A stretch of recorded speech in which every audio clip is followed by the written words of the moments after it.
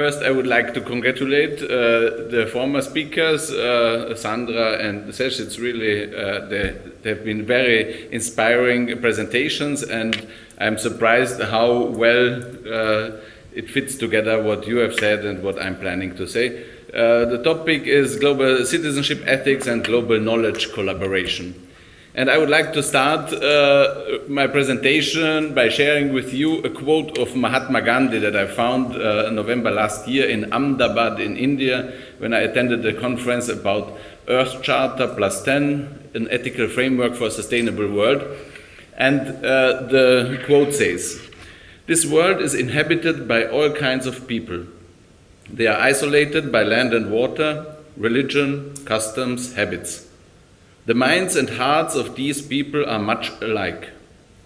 Under sudden or stressed emotions, they blossom forth or explode in riots, fights, dance, song, prayer. At such times, they become one mind, one heart, and the world vibrates with the intensity of their feelings, emotions, angers, laughters."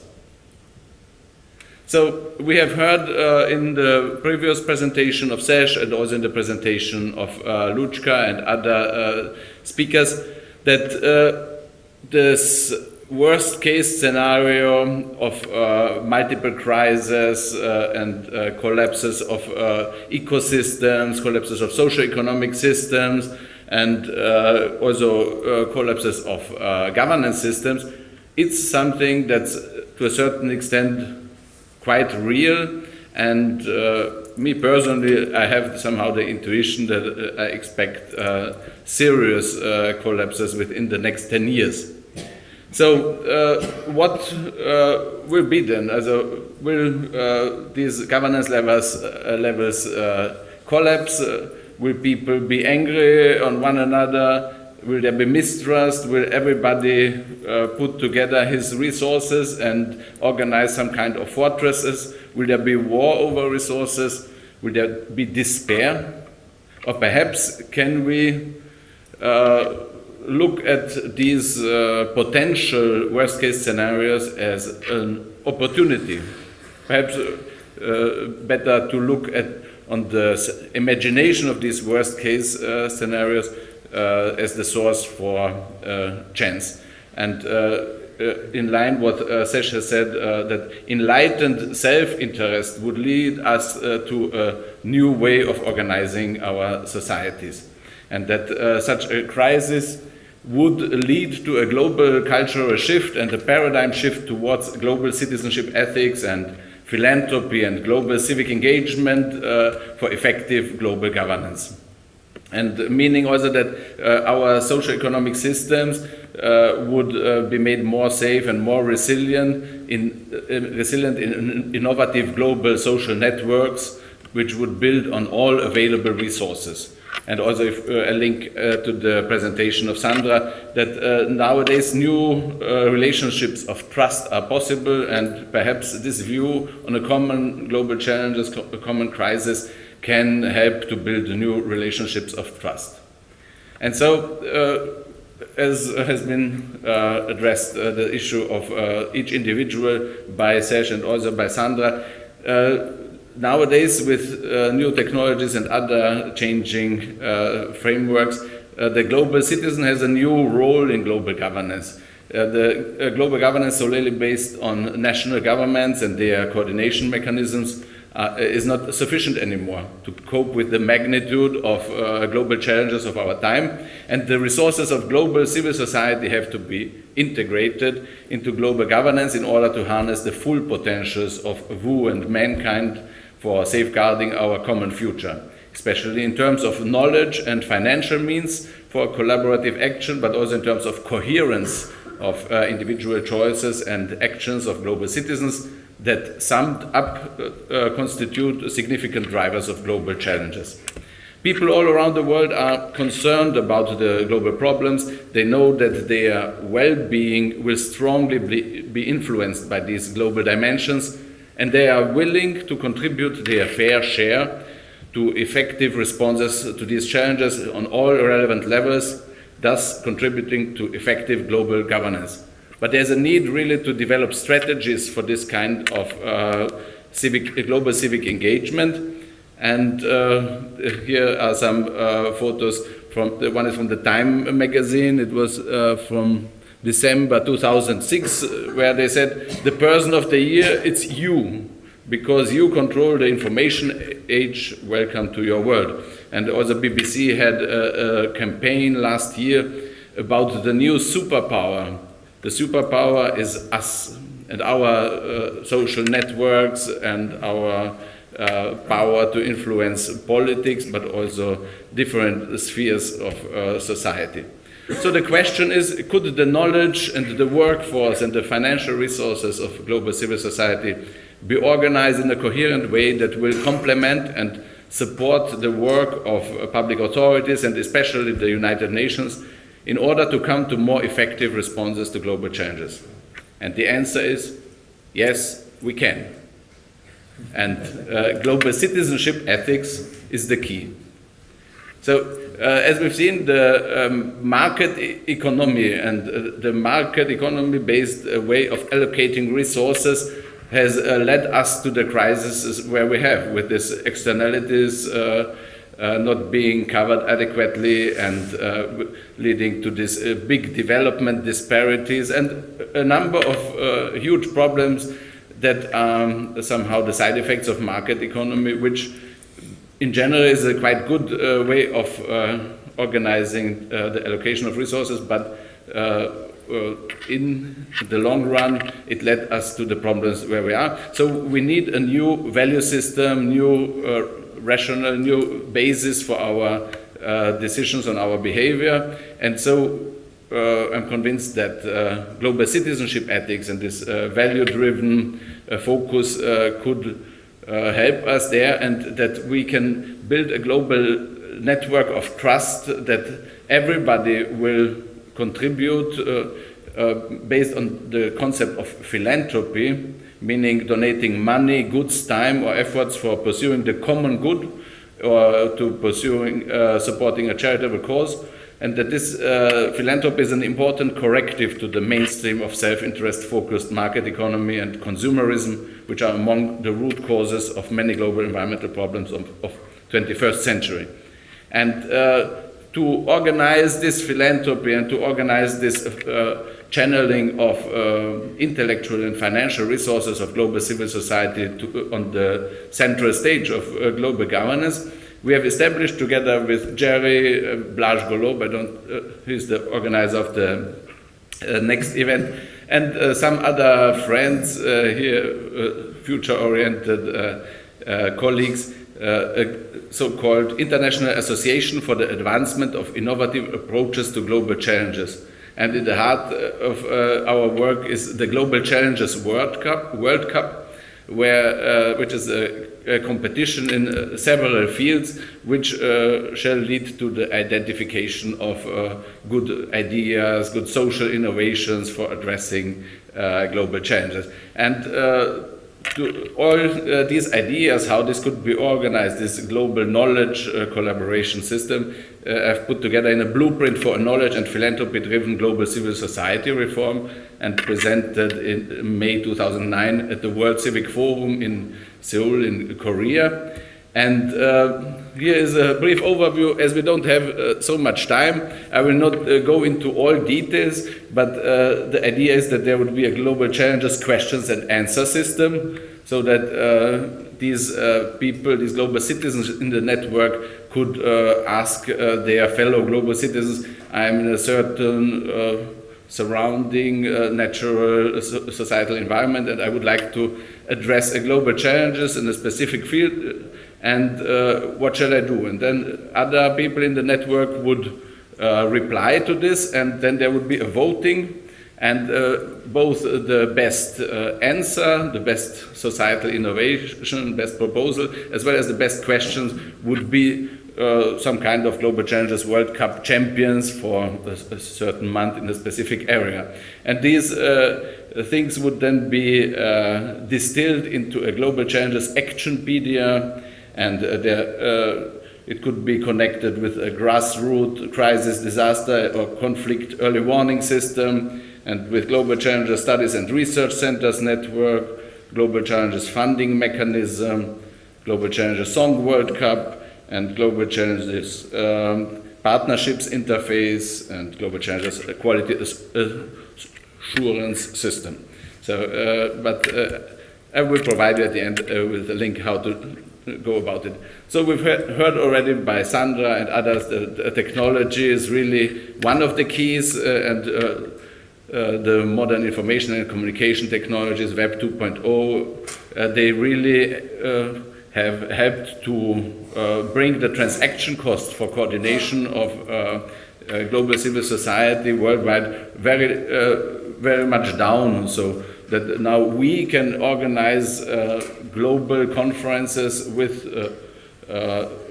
participants from virtual participants from Africa, India, and on different places at very low cost. So these are ways of organizing us which have been open before only to governments with big resources. And so technology is a key. Knowledge is a very important element of this new way of organizing global civil society.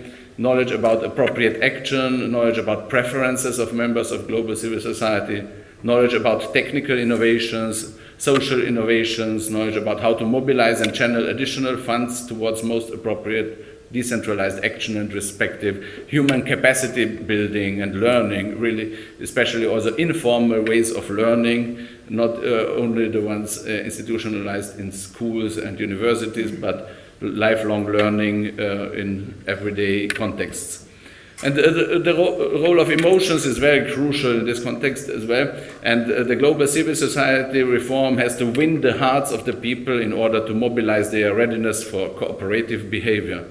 And one aspect of this emotional side of the initiative is the building of a global community and the sense of belonging to, in which joint efforts towards global challenges are emphasized stronger than religious or linguistic, national or ethnic cleavages. And one way how, with this Global Challenges World Cup system, we are trying to achieve this is a Global Challenges Song World Cup. And the basic idea is that the view on common global challenges and the challenges of the future, articulated by means of the universal language music, can facilitate intercultural dialogue, bring musicians and young people from around the world in contact, strengthen global citizenship identity layers, and thus narrow inter-ethnic and inter-religious conflict potentials. And we have had a first round of this Global Challenges Song World Cup in the year 2009, in the run-up to the Copenhagen conference of the parties for the UNFCCC, in cooperation with the Global Climate Protection Campaign 350.org. And we have seen there that this is a very good instrument also for informal learning, for peer learning among youth and this kind of things. And we have had, therefore, the award ceremony for the winner of the contest at our conference, Teaching Climate Change in the United Nations System, which was held in May 2010 in Belgrade, and we've had a nice ceremony at the National Parliament of Serbia, with the President of the Parliament being with us, and it was quite a good thing. And this basic idea of getting individuals and their resources mobilized also on an ethical basis is something that's somehow in the air. And it's also, UNESCO has this World Commission on the Ethics of Scientific Knowledge and Technology.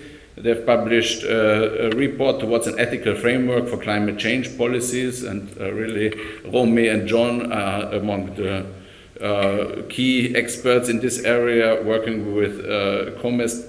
And there's one section in this report which reviews the options for policy-relevant ethical action. And one item on this agenda is voluntary commitments.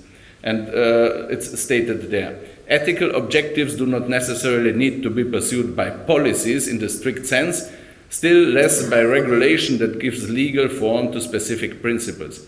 Ethics can also be embedded in concrete social practices and thereby have real effects on behavior and social structures by means of voluntary commitment. the essence of which is that those actors who subscribe to certain principles or values act unilaterally without waiting for any requirement or incentive to do so. On the other hand, the view was expressed in the work of Comest in many workshops that the key challenge is to give a binding character to ethical principles. The principle that the potential of voluntary commitment deserves careful study and perhaps practical attention has been quite widely supported. However, there has been little specific discussion of what exactly might be done, how and by whom to further such an objective. It appears therefore that further work is needed to reach practically relevant conclusions in this area. And here our concept comes in, and we have some very concrete ideas how more binding character could be given to this approach, and to use Rio 2012 United Nations Conference on Sustainable Development as a milestone and as a window of opportunity to come further on this front. So the idea is that in general the approach of philanthropy is something rather marginalized. People think either it is from very faith-based people or by extremely super rich people, but it's not regarded that this could be mainstreamed or so that everybody would be somehow involved. But the idea, and I've got this inspiration for this from attending the World Conference on Higher Education last year in Paris, where the Assistant Director General Pierre Sanet, who is for social and human sciences, said that he would like to see more awareness of universities regarding their societal responsibilities, and he mentioned there the Article 29 of the Universal Declaration on Human Rights. But before this, a quote from Mahatma Gandhi on duty and right.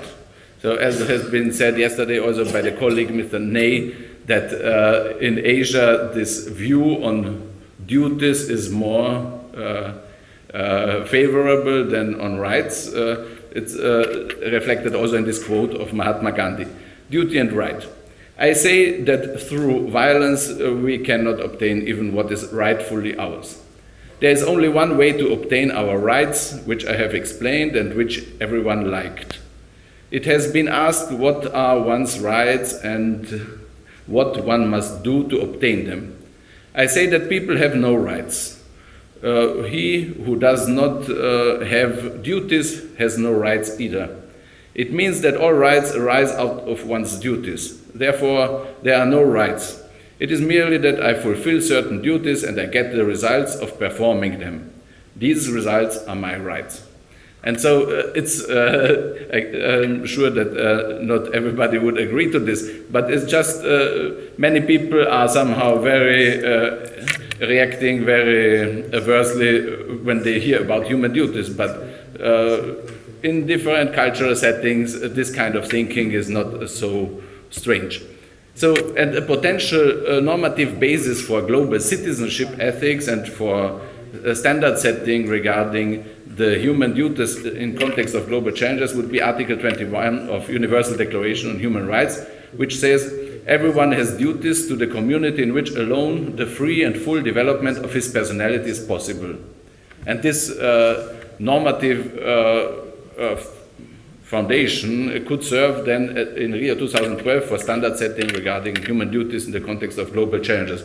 It could perhaps also be combined with ethical standards and also work that has been done to operationalize ethical and values in policy making by Earth Charter. And this could be then develop the normative foundation for the development of a global citizenship ethics towards broad mobilization of philanthropic engagement globally. And to make this more operational and more strategic, there's another suggestion which I've discussed 2 weeks ago, was in New York with the UN Assistant Secretary General for Policy Coordination and Interagency Affairs, and I've been in email contact also with UNESCO Assistant Director General for Strategic Planning, Hans de Orville. And the idea is that there should be established a global forum on philanthropy and civic engagement related to global challenges.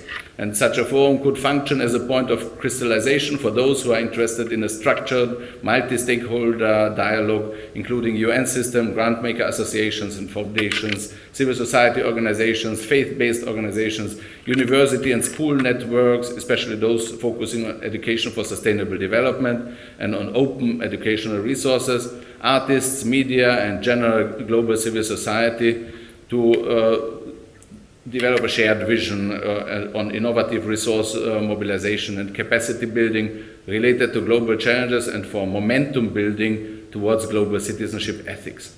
And such a global forum could have following activities or scope: annual or biannual conferences for cross-sectoral coordination and cooperation, global challenges-oriented philanthropy information system, voluntary standard setting and assessment mechanisms for philanthropy sector and civil society organizations regarding financial transparency and accountability, environmental ethics and global citizenship ethics, and in terms of the level of coordination with global efforts UN systems. So this kind of coordination should really be a quality criteria also for global civil society organizations which cope with global challenges, so that we really come to some kind of coherence. And this kind of standards should, and quality labels related to this should then be also a criteria for those donating funds, that they say, okay, it makes most sense to give funds to those who orient their work towards these standards. And especially such a forum should discuss innovative ways of promoting a strong cultural shift towards a culture of global citizenship ethics and global social responsibility based on global philanthropy. And further, such a global citizenship philanthropy vision could include mobilization of financial resources, mobilization of knowledge of global civil society in support of global governance. It could include outreach to the creative industries and to include artistic expression and music in support of global governance, linking voluntarism with this kind of efforts and this kind of fundraising, and promoting social entrepreneurship in support of global governance and the work of UN system. Some concrete potential actions in the context of Rio 2012 are organizing a Rio 2012 Youth Song World Cup, which would somehow use build up this emotional momentum for stronger action in this area, and we have discussed this idea with United Nations Information Service in Vienna, with UNEP in Vienna, and they are very supportive. With Michael, we have had meetings there. And UNESCO Associated Schools Project Network agreed already to work with us on a Southeast European regional Global Challenges Song World Cup with schools to educate youth about education for sustainable development, and we will see whether we can link this with the Rio 2012 Song World Cup. Ecosystem Schools Network coordinator, I've met in Bernard, I've met in Ahmedabad in India, and he also said he likes the idea very much, and his network of, I think, 6,000 or 8,000 schools would also, or even 50,000, would also be interested to get involved. And as I've shown yesterday, this correspondence with Tariq Banouri from the Secretariat for the Preparation of Rio 2012 conference, they also said they like these creative ideas. And concretely, in Rio there could be signed some kind of global civil society compact in analogy to UN Global Compact, which formulated principles for corporate social responsibility, or there could be some kind of global charter on shared social responsibility. It's just 2 days ago, there started a conference in Brussels, organized by European Commission and the Council of Europe. There has been drafted a European Charter on a shared social responsibility, which acknowledges that the societal problems are so big that the governments and the public authorities can't deal with them anymore alone, and that really all these different stakeholders, NGOs, individuals, that they should have a shared vision, and such a charter or shared social responsibility is regarded as a potential option for Europe, and I think we should think about whether something like this could also be built up on global level, and that Rio could be a good window of opportunity. Planned next steps, much of it is just very visionary, and just first preparatory steps have been made, but one first step is to establish a Global Challenges Knowledge Center in Klagenfurt-Zelowitz. It's just 50 kilometers away from here, funded by Austrian philanthropists. We are working on the association of this, our IAI, to the UN Department for Public Information, the NGO section. There will be a Global Challenges Ethics Side event and panel at the annual meeting of the Academic Council on the United Nations System in Waterloo, Ontario, Canada in June this year. With Michael, we have discussed this with the board of ACUNS recently, and we've also had discussions with the director of the outreach section of the Department for Public Information of the UN to have a panel on these issues at the DPI NGO Conference 2011 in Bonn. Further, we are envisaging to establish a Global Challenges Knowledge Center in India, funded by Indian philanthropists, perhaps in cooperation with the Energy and Resources Institute of Mr. Pachauri. We are going to have a Skype conference on this issue soon.